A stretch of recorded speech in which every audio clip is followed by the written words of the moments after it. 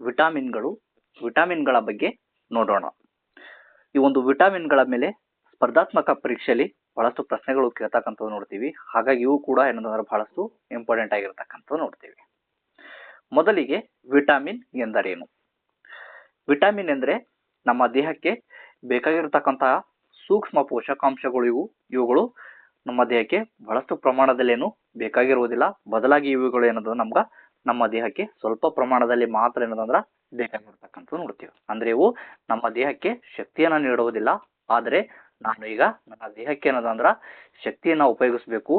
ಆ ಶಕ್ತಿಯನ್ನ ನೀಡತಕ್ಕಂಥದ್ದು ಯಾವುವು ಅಂದ್ರ ನನಗೆ ನೀಡತಕ್ಕಂಥದ್ದು ಕಾರ್ಬೋಹೈಡ್ರೇಟ್ಗಳನ್ನ ನನ್ನ ದೇಹಕ್ಕೆ ಶಕ್ತಿನ ನೀಡುತ್ತವೆ.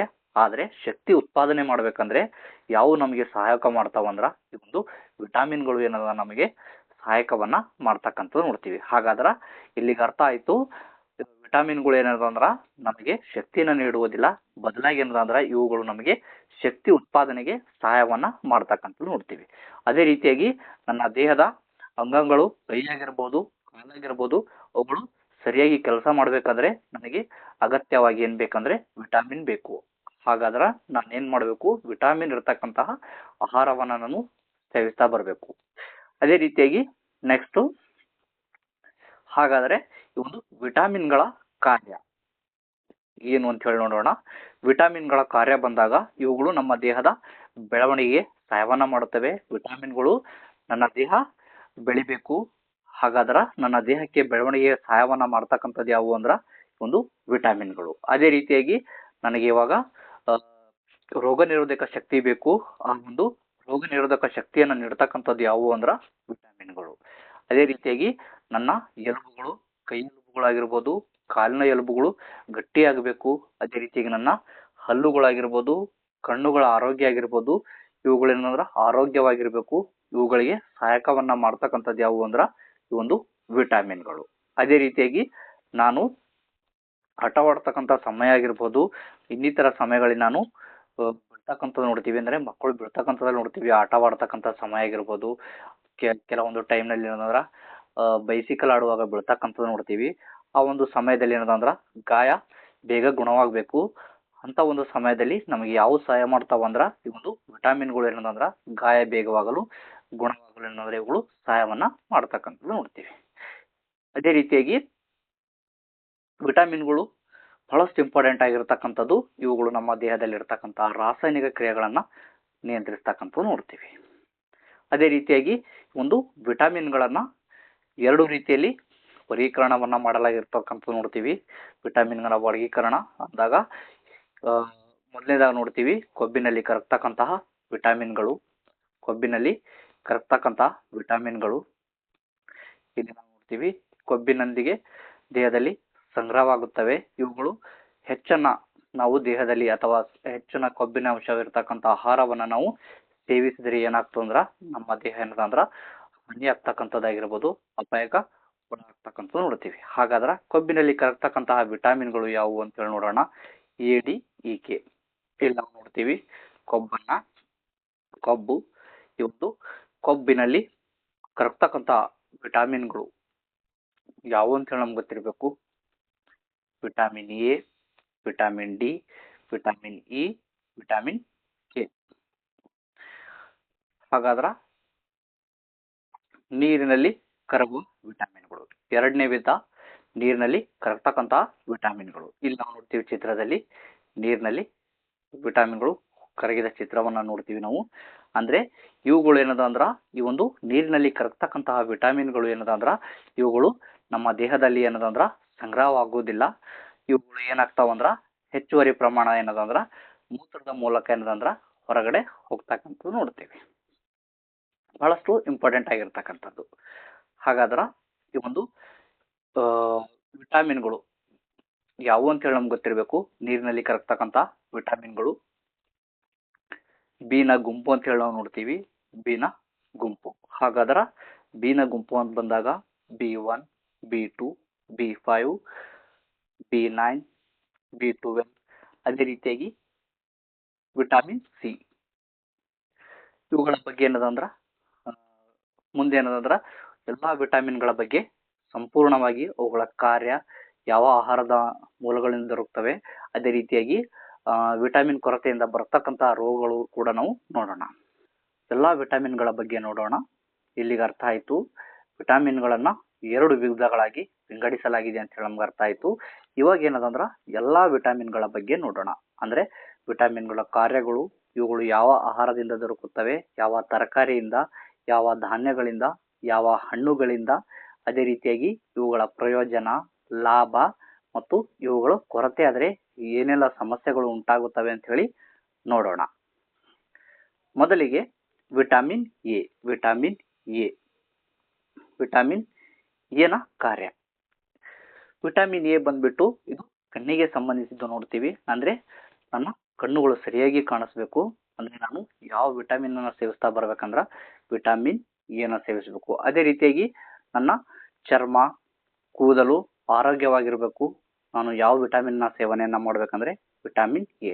ಅದೇ ರೀತಿಯಾಗಿ ನನಗೆ ರೋಗ ನಿರೋಧಕ ಶಕ್ತಿ ಕಡಿಮೆ ಇದೆ, ನನಗೆ ರೋಗ ನಿರೋಧಕ ಶಕ್ತಿ ಹೆಚ್ಚಾಗಬೇಕು ಅಂದ್ರೆ ನಾನು ಏನ್ ಮಾಡ್ಬೇಕು, ವಿಟಮಿನ್ ಎನ ಒಂದು ಸಮೃದ್ಧವಾಗಿರ್ತಕ್ಕಂಥ ಆಹಾರವನ್ನ ಸೇವಿಸ್ತಾ ಬರಬೇಕು. ಅಂದ್ರೆ ವಿಟಮಿನ್ ಎನ ಕಾರ್ಯಗಳು ಬಂದಾಗ ಇದು ದೃಷ್ಟಿ ಶಕ್ತಿಯನ್ನ ಉತ್ತಮವಾಗಿಗೊಳಿಸುತ್ತದೆ ಅಂತ ಹೇಳಿ ನಾವು ನೋಡ್ತೀವಿ. ಅದೇ ರೀತಿಯಾಗಿ ಚರ್ಮ, ಕೂದಲು ಆರೋಗ್ಯವಾಗಿರಲು ವಿಟಮಿನ್ ಎ ಸಹಾಯಕವಾಗಿರ್ತಕ್ಕಂಥದ್ದು.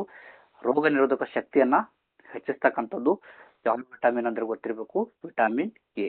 ಅದೇ ರೀತಿಯಾಗಿ ವಿಟಮಿನ್ ಎನ ಆಹಾರದ ಮೂಲಗಳು ಅಂತ ಹೇಳಿ ಬಂದಾಗ ತರಕಾರಿಯಿಂದ ನೋಡೋದಾದ್ರೆ ಗಜ್ರಿಯಲ್ಲಿ ಏನಂದ್ರ ಅತ್ಯುತ್ತಮವಾಗಿ ವಿಟಮಿನ್ ವಿ ಅನ್ನ ದೊರಕತಕ್ಕಂಥ ನೋಡ್ತೀವಿ. ಅಂದ್ರೆ ಗಜ್ರಿಯಲ್ಲಿ ಅತ್ಯುತ್ತಮವಾಗಿ ವಿಟಮಿನ್ ಎ ದೊರಕತಕ್ಕಂಥ ನೋಡ್ತೀವಿ. ಅದೇ ರೀತಿಯಾಗಿ ಪಾಲಕ್ ಸೊಪ್ಪು, ಕುಂಬಳಕಾಯಿ. ಹಣ್ಣುಗಳು ಅಂತ ಹೇಳಿ ಬಂದಾಗ ಪಪ್ಪಾಯಿ, ಮಾವಿನ ಹಣ್ಣುಗಳಲ್ಲಿ ಕೂಡ ಏನದಂದ್ರ ವಿಟಮಿನ್ ಎ ಸಮೃದ್ಧವಾಗಿ ಇರತಕ್ಕಂಥ ನೋಡ್ತೀವಿ. ನೆಕ್ಸ್ಟ್ ಧಾನ್ಯಗಳಲ್ಲಿ ಧಾನ್ಯಗಳು ಅಂದಾಗ ವಿಟಮಿನ್ ಎ ಯಾವ ಧಾನ್ಯಗಳಲ್ಲಿ ದೊರಕುತ್ತದೆ ಅಂದ್ರ ಗೋಧಿ.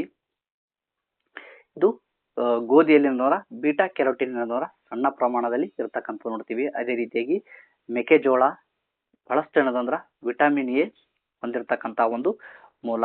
ಅದೇ ರೀತಿಯಾಗಿ ಕುಂಬಳಕಾಯಿ ಬೀಜಗಳಲ್ಲಿ ಕೂಡ ಏನದಂದ್ರ ಉತ್ತಮವಾಗಿ ನಮಗೆ ವಿಟಮಿನ್ ಎ ಲಭಿಸ್ತಾ ಬರ್ತಕ್ಕಂಥದ್ದು ನೋಡ್ತೀವಿ. ಅದೇ ರೀತಿಯಾಗಿ ಇನ್ನಿತರೆ ಅಂತ ಹೇಳಿ ಬಂದಾಗ ಹಾಲುಗಳಲ್ಲಿ ಮತ್ತು ಮೊಟ್ಟೆಗಳಲ್ಲಿ ಕೂಡ ಏನಂದ್ರ ವಿಟಮಿನ್ ಎ ಸಿಗ್ತಕ್ಕಂಥ ನೋಡ್ತೀವಿ.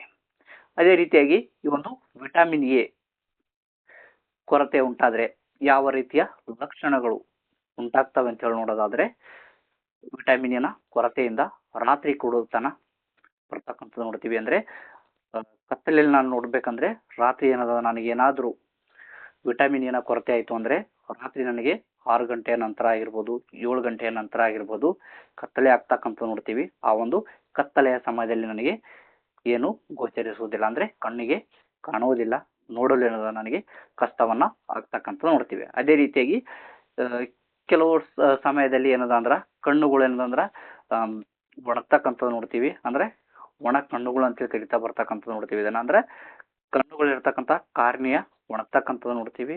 ಈ ಒಂದು ಸಮಸ್ಯೆ ಯಾವಾಗ ಉಂಟಾಗ್ತದಂದ್ರ ವಿಟಮಿನ್ ಎ ಕೊರತೆ ಉಂಟಾದಾಗ ಏನದಂದ್ರ ಈ ರೀತಿಯ ಸಮಸ್ಯೆ ಉಂಟಾಗ್ತಕ್ಕಂಥದ್ದು ನೋಡ್ತೀವಿ. ಅದೇ ರೀತಿಯಾಗಿ ಆಗಾಗ ಏನದಂದ್ರ ಜ್ವರವನ್ನ ಕಾಣಿಸ್ಕೊಳ್ತಕ್ಕಂಥದ್ದು ನೋಡ್ತೀವಿ. ಯಾವಾಗ ಅಂದ್ರ ವಿಟಮಿನ್ ಎ ಕೊರತೆ ಇದ್ದಾಗ ಏನದಂದ್ರ ರೋಗ ನಿರೋಧಕ ಶಕ್ತಿ ಏನದಂದ್ರ ದುರ್ಬಲವಾಗ್ತಕ್ಕಂಥದ್ದು ನೋಡ್ತೀವಿ.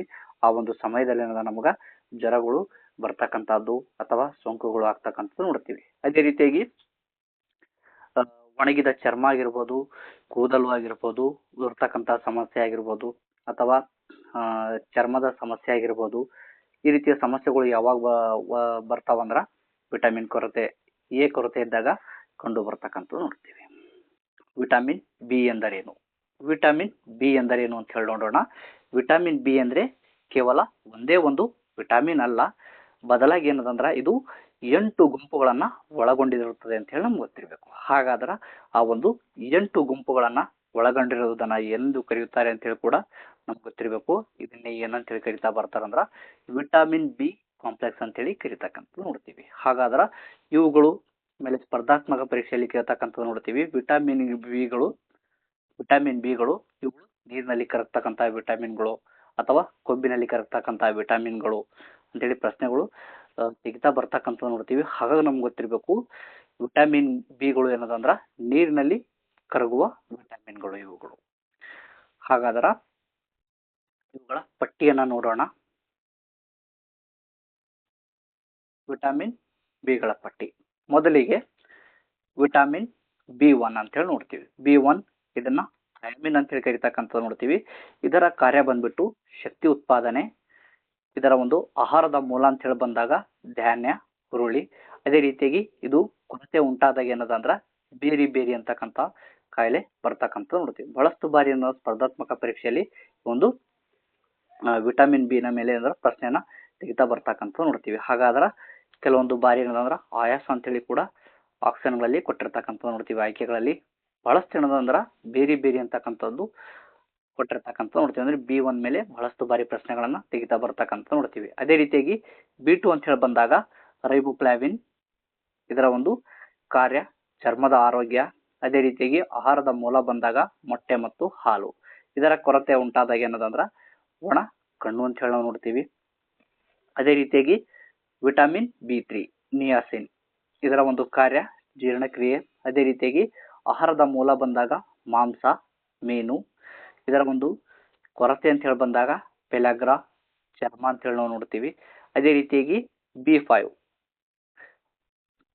ವಿಟಮಿನ್ B5 ಪ್ಯಾಂಟೋಥೆನಿಕ್ ಆಸಿಡ್ ಅಂತ ಹೇಳಿ. ಇದರ ಒಂದು ಕಾರ್ಯ ಹಾರ್ಮೋನ್ಗಳ ರಚನೆ.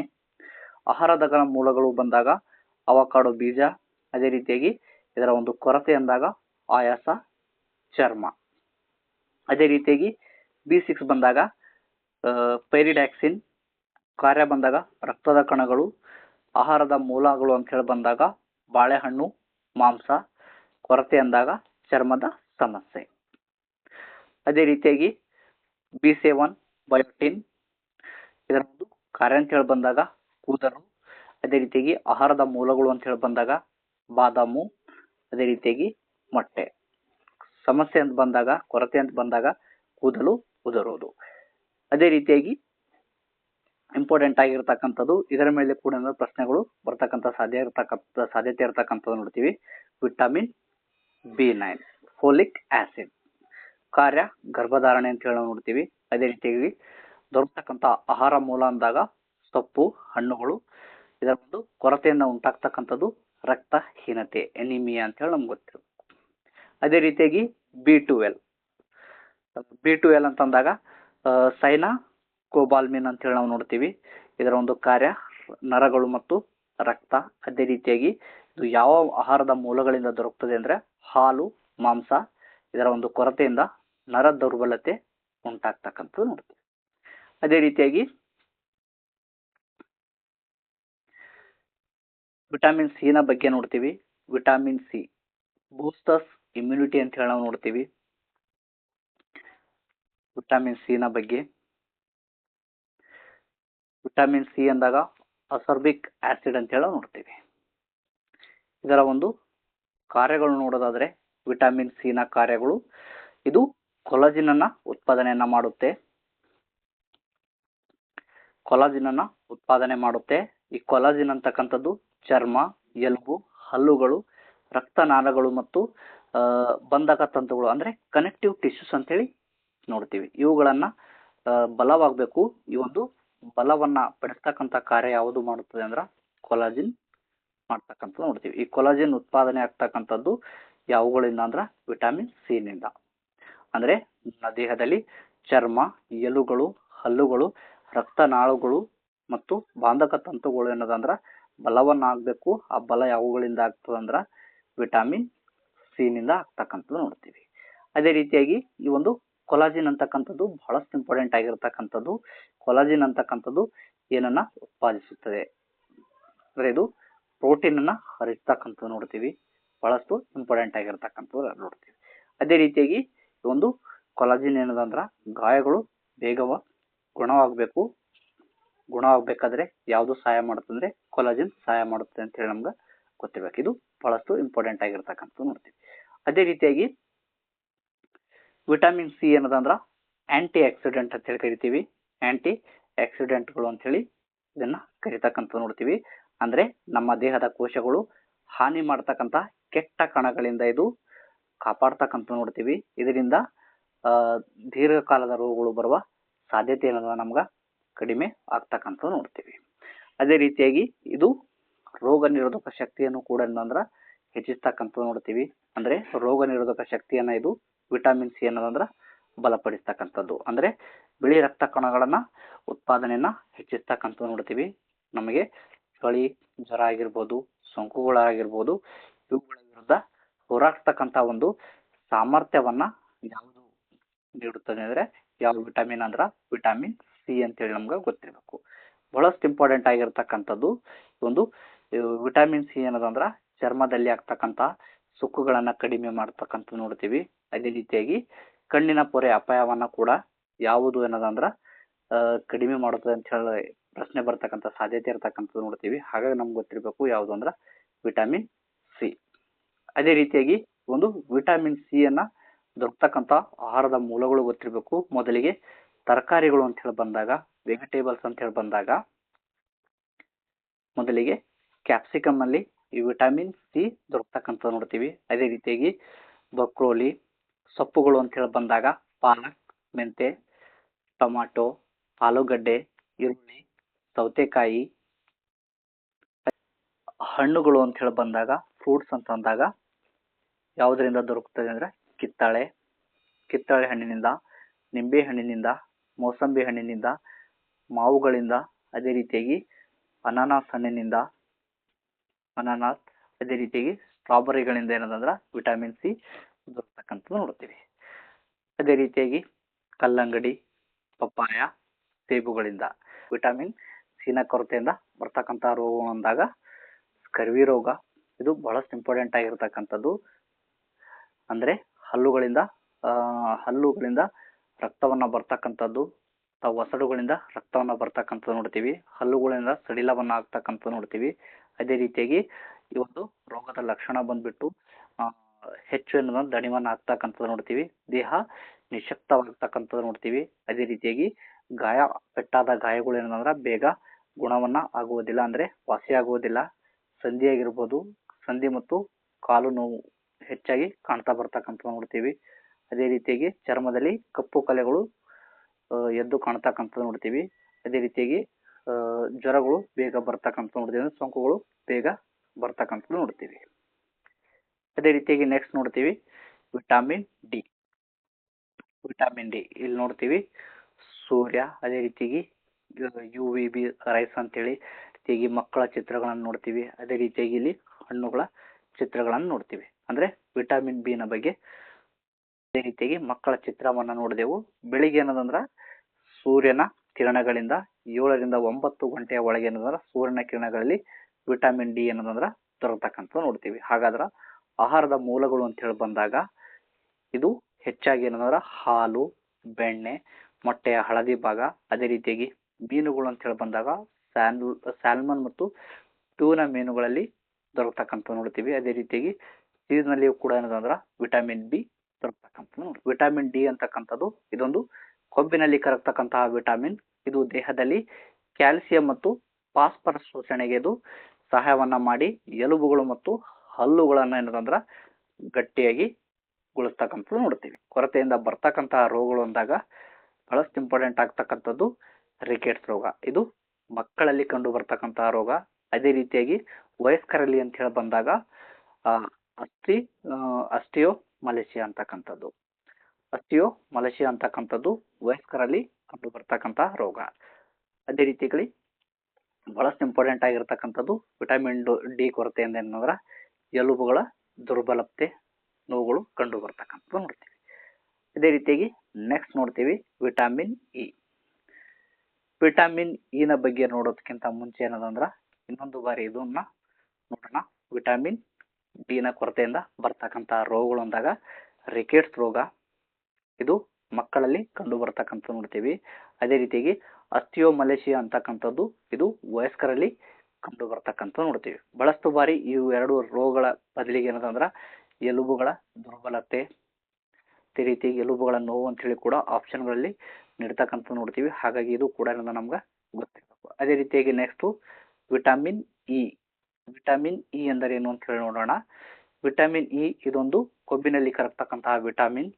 ಇದು ಶಕ್ತಿಶಾಲಿ ಆಂಟಿ ಆಕ್ಸಿಡೆಂಟ್ ಆಗಿದ್ದು ಕೆಲಸವನ್ನ ಮಾಡಿ ಕೋಶಗಳನ್ನ ಹಾನಿಯಿಂದ ರಚಿಸ್ತಕ್ಕಂಥದ್ದು ನೋಡ್ತೀವಿ.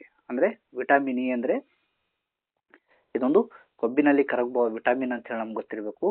ಇದು ಬಹಳಷ್ಟು ಶಕ್ತಿಶಾಲಿಯಾಗಿರ್ತಕ್ಕಂಥ ಒಂದು ಆಂಟಿ ಆಕ್ಸಿಡೆಂಟ್ ಆಗಿ ಕೆಲಸವನ್ನ ನಮ್ಮ ದೇಹದಲ್ಲಿ ಮಾಡ್ತಕ್ಕಂಥದ್ದು ನೋಡ್ತೀವಿ. ಅಂದ್ರೆ ನಮ್ಮ ದೇಹದಲ್ಲಿ ಇರ್ತಕ್ಕಂಥ ಕೋಶಗಳನ್ನ ಹಾನಿಯಾಗುವುದನ್ನ ಯಾವುದು ರಕ್ಷಿಸ್ತದೆ ಅಂದ್ರ ವಿಟಮಿನ್ ಇ.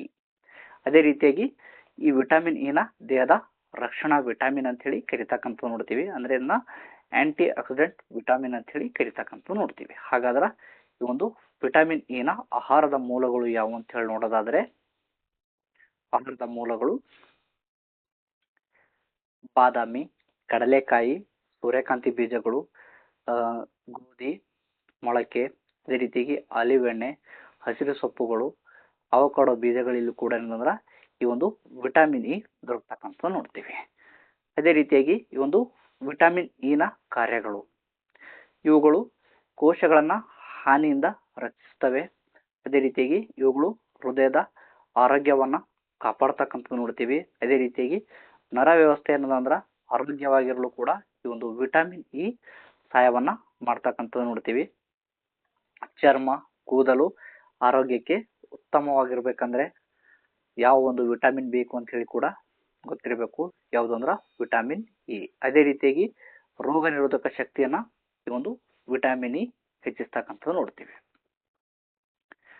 ಬಹಳಷ್ಟು ಇಂಪಾರ್ಟೆಂಟ್ ಆಗಿರ್ತಕ್ಕಂಥದ್ದು ವಿಟಮಿನ್ ಇ ಕೊರತೆಯಿಂದ ಬರ್ತಕ್ಕಂಥ ರೋಗಗಳು ಅಥವಾ ಸಮಸ್ಯೆಗಳು ಅಂದಾಗ ಸ್ನಾಯು ದುರ್ಬಲತೆ ಆಗ್ತಕ್ಕಂಥದ್ದು ನೋಡ್ತೀವಿ. ವಿಟಮಿನ್ ಇ ನ ಕೊರತೆಯಿಂದ ಸ್ನಾಯು ದುರ್ಬಲತೆ ಆಗ್ತಕ್ಕಂಥದ್ದು ನೋಡ್ತೀವಿ. ಅದೇ ರೀತಿಯಾಗಿ ದೃಷ್ಟಿ ಸಮಸ್ಯೆಗಳು, ಕಣ್ಣಿಗೆ ಸಂಬಂಧಿಸಿದ ಸಮಸ್ಯೆಗಳು ಕಂಡು ಬರ್ತಕ್ಕಂಥದ್ದು ನೋಡ್ತೀವಿ. ನರ ಸಮಸ್ಯೆಗಳು, ಅದೇ ರೀತಿಯಾಗಿ ರಕ್ತ ಕಣಗಳ ಹಾನಿಯು ಕೂಡ ಯಾವ ವಿಟಮಿನ್ ಇಂದ ಆಗ್ತದೆ ಅಂದ್ರ ಕೊರತೆಯಿಂದ ವಿಟಮಿನ್ ಇ ಕೊರತೆಯಿಂದ ಬರ್ತಕ್ಕಂಥದ್ದು ನೋಡ್ತೀವಿ. ಅದೇ ರೀತಿಯಾಗಿ ನೆಕ್ಸ್ಟ್ ವಿಟಮಿನ್ ಬಗ್ಗೆ ನೋಡೋಣ. ಯಾವ ವಿಟಮಿನ್ ಅಂದ್ರೆ ವಿಟಮಿನ್ ಕೆ. ವಿಟಮಿನ್ ಕೆ ಏನದಂದ್ರ ಇದೊಂದು ಕೂಡ ಏನದಂದ್ರ ಕೊಬ್ಬಿನಲ್ಲಿ ಕರಗ್ತಕ್ಕಂತಹ ವಿಟಮಿನ್. ವಿಟಮಿನ್ ಕೆ ಕೂಡ ಏನದಂದ್ರ ಇದು ಕೂಡ ಏನಂದ್ರ ಕೊಬ್ಬಿನಲ್ಲಿ ಕರಗ್ತಕ್ಕಂತಹ ವಿಟಮಿನ್.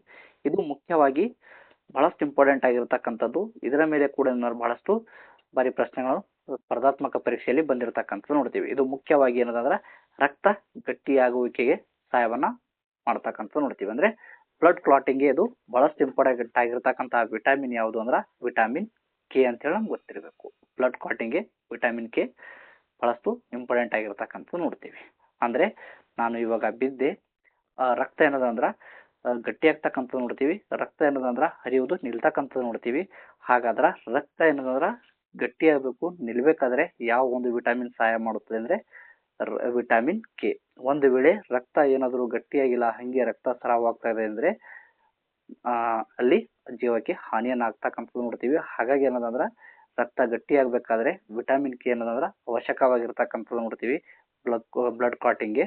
ಹಾಗಾದ್ರ ಆ ಒಂದು ಬ್ಲಡ್ ಕ್ಲಾಟಿಂಗ್ ನಮಗೆ ಸರಿಯಾಗಿ ಆಗ್ಬೇಕಾದ್ರೆ ಯಾವ ಒಂದು ವಿಟಮಿನ್ ಆಹಾರಗಳನ್ನು ನಾನು ಸೇವಿಸ್ತಾ ಬರ್ಬೇಕಂದ್ರೆ ನೋಡೋಣ. ಆಹಾರದ ಮೂಲಗಳನ್ನು ನೋಡೋಣ. ವಿಟಮಿನ್ ಕೆ ನ ಆಹಾರದ ಮೂಲಗಳು, ಇವುಗಳು ಹೆಚ್ಚಾಗಿ ದೊರಕತಕ್ಕಂಥದ್ದು ಹಸಿರು ಎಲೆ ತರಕಾರಿಗಳಲ್ಲಿ ಅಂದಾಗ ಪಾಲಕ್ ಆಗಿರ್ಬೋದು, ಕ್ಯಾಬೇಜ್ ಆಗಿರ್ಬೋದು, ಬ್ರೊಕೊಲಿ ಆಗಿರ್ಬೋದು. ಇವುಗಳಲ್ಲಿ ಏನಂದ್ರ ವಿಟಮಿನ್ ಕೆ ಏನಂದ್ರ ಹೆಚ್ಚಾಗಿ ಸಿಗ್ತಕ್ಕಂಥ ನೋಡ್ತೀವಿ. ಅದೇ ರೀತಿಯಾಗಿ ಬ್ರೊಕೊಲಿ, ಅದೇ ರೀತಿಯಾಗಿ ಈರುಳ್ಳಿ, ಸೊಪ್ಪುಗಳು, ಅದೇ ರೀತಿಯಾಗಿ ಇನ್ನಿತರ ಅಂತ ಹೇಳಿ ಬಂದಾಗ ಮೊಟ್ಟೆಗಳು ಮತ್ತು ಹಾಲು ಮತ್ತು ಹಾಲಿನ ಉತ್ಪನ್ನಗಳಲ್ಲಿ ಏನದಂದ್ರ ಒಂದು ವಿಟಮಿನ್ ಕೆ ಏನದಂದ್ರ ದೊರೀತಕ್ಕಂಥ ನೋಡ್ತೀವಿ. ಕಾರ್ಯಗಳು, ವಿಟಮಿನ್ ಕೆ ನ ಕಾರ್ಯಗಳು ಬಂದಾಗ ಮೊದಲಿಗೆ ರಕ್ತ ಗಟ್ಟಿಯಾಗಲು ಅಂದ್ರೆ ಬ್ಲಡ್ ಕ್ಲಾಟಿಂಗ್ ಅಂತೇಳಿ ಕರಿತಕ್ಕಂಥದ್ದು ನೋಡ್ತೀವಿ. ರಕ್ತ ಏನದಂದ್ರ ಗಾಯವಾದ ಸಮಯದಲ್ಲಿ ರಕ್ತ ಹರಿತಕ್ಕಂಥದ್ದು ನೋಡ್ತೀವಿ. ಆ ರಕ್ತ ಏನದಂದ್ರ ನಿಲ್ಬೇಕು, ಅವಾಗ ಏನಂದ್ರ ರಕ್ತ ಏನಂದ್ರ ಗಟ್ಟಿ ಆಗ್ಬೇಕು. ಒಂದು ಗಟ್ಟಿಯಾಗಲು ಸಹಾಯ ಮಾಡ್ತಕ್ಕಂಥ ವಿಟಮಿನ್ ಯಾವ್ದಂದ್ರ ವಿಟಮಿನ್ ಕೆ. ಅದೇ ರೀತಿಯಾಗಿ ಗಾಯಗಳಿಂದ ರಕ್ತ ಹೆಚ್ಚು ಹರಿದಂತೆ ತಡಿತಕ್ಕಂಥದ್ದು ಈಗಾಗಲೇ ಹೇಳಿದೆ. ಅದೇ ರೀತಿಯಾಗಿ ಎಲುಬುಗಳನ್ನ ಬಲಪಡಿಸಲು ಕೂಡ ಏನಂದ್ರ ವಿಟಮಿನ್ ಕೆ ಸಹಾಯವನ್ನ ಮಾಡ್ತಕ್ಕಂಥದ್ದು ನೋಡ್ತೀವಿ. ಅದೇ ರೀತಿಯಾಗಿ ಹೃದಯ ಆರೋಗ್ಯಕ್ಕೆ ಸಹಕಾರಿಯಾಗ್ತಕ್ಕಂಥದ್ದು ನೋಡ್ತೀವಿ ವಿಟಮಿನ್ ಕೆ. ಅದೇ ರೀತಿಯಾಗಿ ವಿಟಮಿನ್ ಕೆ ಕೊರತೆಯಿಂದ ಬರುವ ಸಮಸ್ಯೆಗಳು, ವಿಟಮಿನ್ ಕೆ ಕೊರತೆಯಿಂದ ಬರ್ತಕ್ಕಂಥ ಸಮಸ್ಯೆಗಳು ಅಂದಾಗ ರಕ್ತ ಗಟ್ಟಿ ಆಗುವುದಿಲ್ಲ, ಬ್ಲಡ್ ಕ್ಲಾಟಿಂಗ್ ಆಗುವುದಿಲ್ಲ. ಅವಾಗ ಏನಾಗ್ತದೆ ಅಂದ್ರ ರಕ್ತ ಹೆಚ್ಚು ಹರಿತಕ್ಕಂಥದ್ದು ನೋಡ್ತೀವಿ ಗಾಯವಾದ ಸಮಯದಲ್ಲಿ. ಅದೇ ರೀತಿಯಾಗಿ ಸಣ್ಣ ಒಂದು ಗಾಯ ಆಗಿದೆ ಅಂದ್ರೆ ಕೂಡ ಏನಂದ್ರ ಅವಾಗ ಹೆಚ್ಚು ರಕ್ತಸ್ರಾವ ಆಗ್ತಕ್ಕಂಥದ್ದು ನೋಡ್ತೀವಿ. ಅದೇ ರೀತಿಯಾಗಿ ವಿಟಮಿನ್ ಕೆ ಕೊರತೆಯಿಂದ ಮಕ್ಕಳಲ್ಲಿ ಏನದಂದ್ರೆ ರಕ್ತಸ್ರಾವದ ಸಮಸ್ಯೆ ಕೂಡ ಏನದಂದ್ರೆ ಎದುರಾಗ್ತಕ್ಕಂಥದ್ದು ನೋಡ್ತೀವಿ. ಅದೇ ರೀತಿಯಾಗಿ ವಿಟಮಿನ್ ಕೊರತೆಯಿಂದ ಕೆ ಕೊರತೆಯಿಂದ ಎಲುಬುಗಳು ವಿಟಮಿನ್ ಕೆ ಕಡಿಮೆ ಆದರೆ ಏನಂದ್ರೆ ಎಲುಬುಗಳನ್ನ ದುರ್ಬಲವಾಗ್ತಕ್ಕಂಥದ್ದು ನೋಡ್ತೀವಿ.